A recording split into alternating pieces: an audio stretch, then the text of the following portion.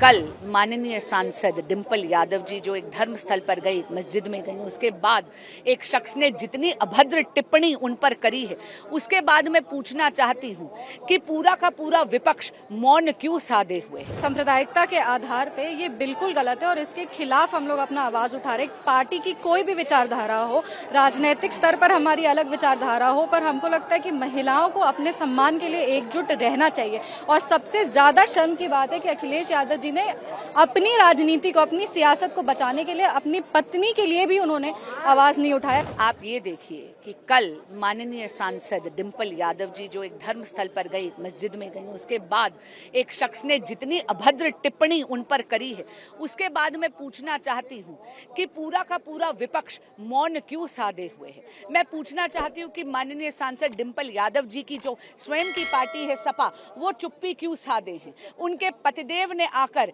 इस बयान का खंडन क्यों नहीं करा। संस्कृत में कहा जाता है मौनम स्वीकृति लक्षणम। मैं पूछना चाहती हूँ, क्या आपकी तुष्टिकरण की राजनीति एक महिला सांसद की डिग्निटी, उनके सम्मान से बढ़कर हो गई है क्या। एनडीए का पूरा घटक दल यहाँ पर आज खड़ा था आवाज उठाने के लिए। हम हर नारी के सम्मान के लिए खड़े रहेंगे, चाहे वो विपक्ष की सांसद ही क्यों ना हो।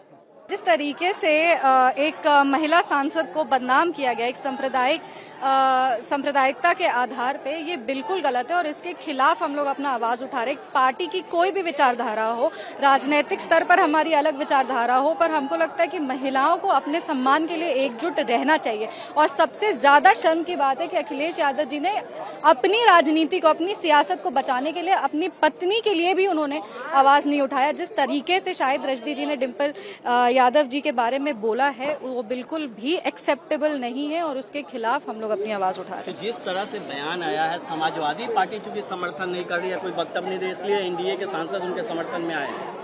नहीं, अब समाजवादी पार्टी क्यों नहीं कर रही है ये तो पता नहीं, क्योंकि उनकी राजनीति ऐसी है ना। अगर वो इसके खिलाफ आवाज उठाएंगे तो उनकी राजनीति क्या बचेगी। उनकी राजनीति पूरे की पूरी तुष्टीकरण की राजनीति है।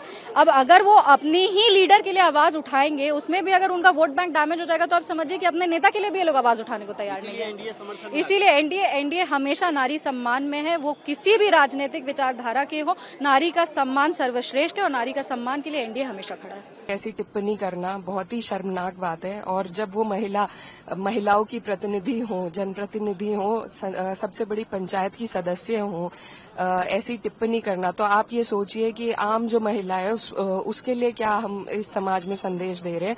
बहुत अभद्र टिप्पणी है, अफसोसजनक है और ऐसे लोगों पे कड़ी से कड़ी कार्रवाई होनी चाहिए। इनको सामाजिक रूप से इनका बहिष्कार होना चाहिए।